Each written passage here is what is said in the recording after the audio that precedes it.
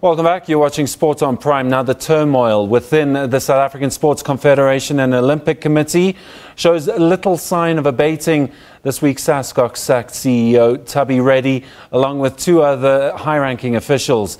Reddy has vowed to fight back. Meanwhile, SASCOC will be the focus of a ministerial inquiry, which starts next week into allegations of poor governance, financial mismanagement and non-adherence to the SASCOC Constitution. For more, I'm joined by SASCOC Vice President Barry Hendricks. Barry, welcome to the program. Good evening, Simon, and good evening to your viewers.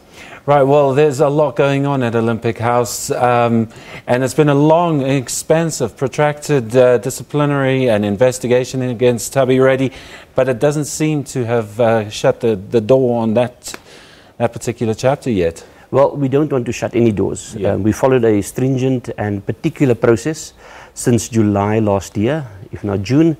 We've tried to be thorough so that fingers could not be pointed at the board for not applying their minds and following their fiduciary duties. Mm-hmm. And we've come to the end of that process where the chairperson, a respected senior counsel of the Johannesburg Bar, recommended the dismissal of the three employees. Right.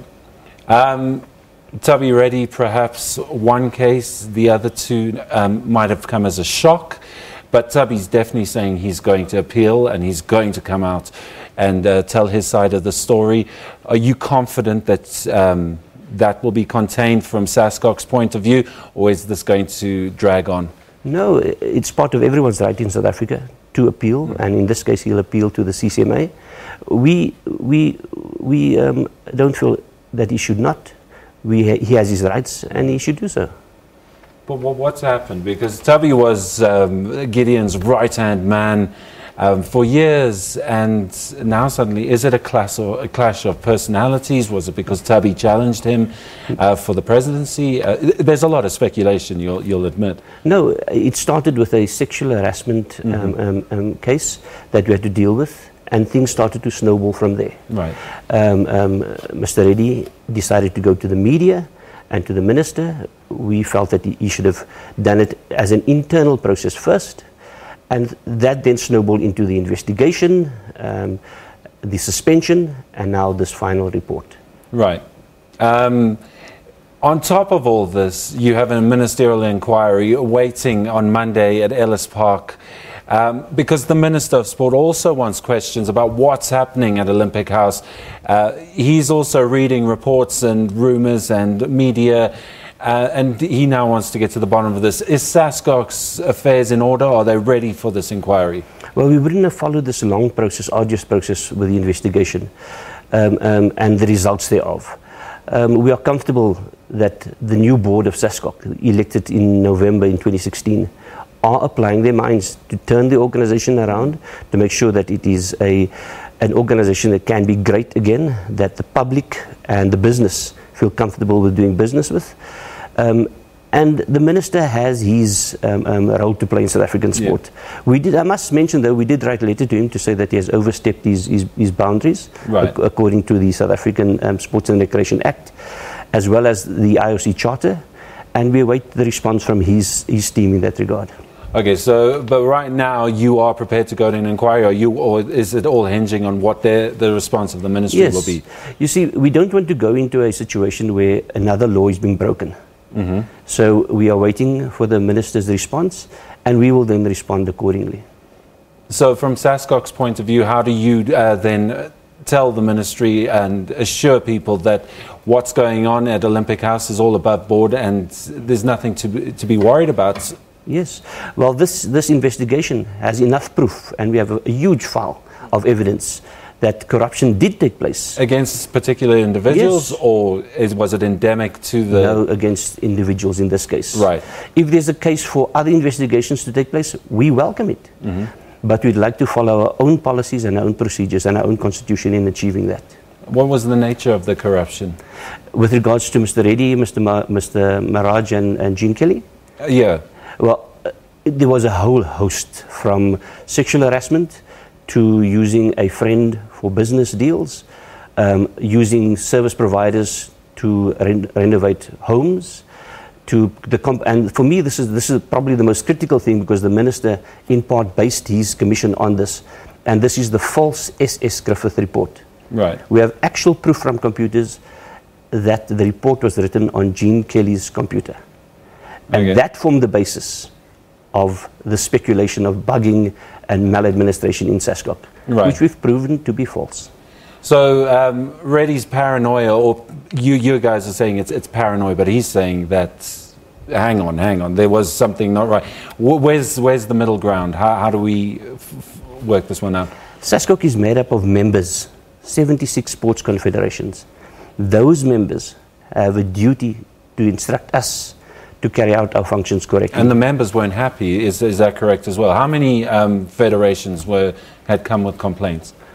As far as I know, I haven't received one complaint from a federation, apart from Athletics South Africa. Okay. And in this case, the investigation proved that Mr. Reddy and Ms. Kelly colluded with Athletics South Africa, in particular Harold Adams, I think it's the Vice President, to write a letter of arbitration. The letter was written on SASCOC's computers, sent to Mr. Adams. He then the next day put it on a ASA letterhead and sent it back to us. And that was proven in this investigation and noted by the chairperson.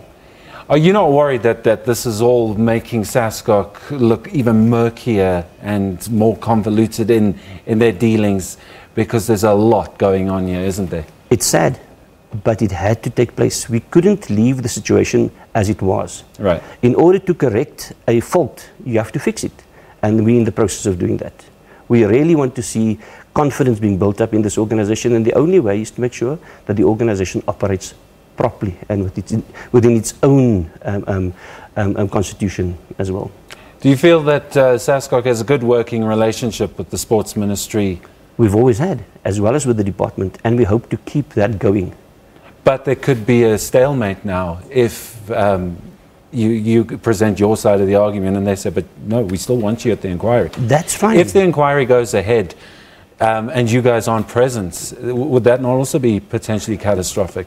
We would have loved this inquiry to have followed the laws of the country. Mm-hmm. And if we can get to a situation where we can overcome that, we will gladly participate in any inquiry that will make sport in South Africa look better and feel better. I mean, we've seen it works. I mean, the Nicholson inquiry definitely cleaned house with Cricket South Africa.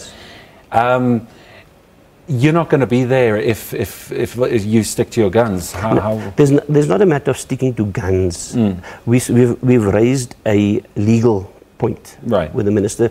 We do expect an answer. And the answer has to be pretty urgent. You've got 2 days in the weekend before. Yes, we would hate an inquiry to take place and it wasn't instituted correctly. I mean, there won't be anyone to represent you then, and Mr. Reddy could basically, run the show for a day or two. Well, that would be a huge error on the part of this commission. Okay. We have over enough evidence of wrongdoings, and we would love to impart that information to the minister and to the judge that's leading this inquiry. Right. So, from SASCOC's point of view, if the inquiry doesn't take place because of a legal ramification, where to for you? How do you solve the problems and the perceptions? Yes, engagement with the minister. Right. Engagement. So you would go back to the yes, engagement with Sports and Recreation South Africa. Provision of the proof that we have currently. We are currently in an arbitration with Athletics South Africa, which impacts on one of the points of this commission of inquiry, which is that in 2016 the elections did not take place correctly. Now, in our arbitration process, we've proven to Athletics South Africa, or we're going to prove, that it's all above board, and we are confident of that. Okay, well, we hope that there is some sort of a resolution, because I feel like we've been down this road before with especially sporting administrators. There's a lot of controversy that happens. We've seen it with ASA, CSA. Yes. And let's hope for the best. Well, Barry Hendricks, thank you for joining us. Thanks, Simon. Well, we're going to take a quick break, but no, we're not going to take a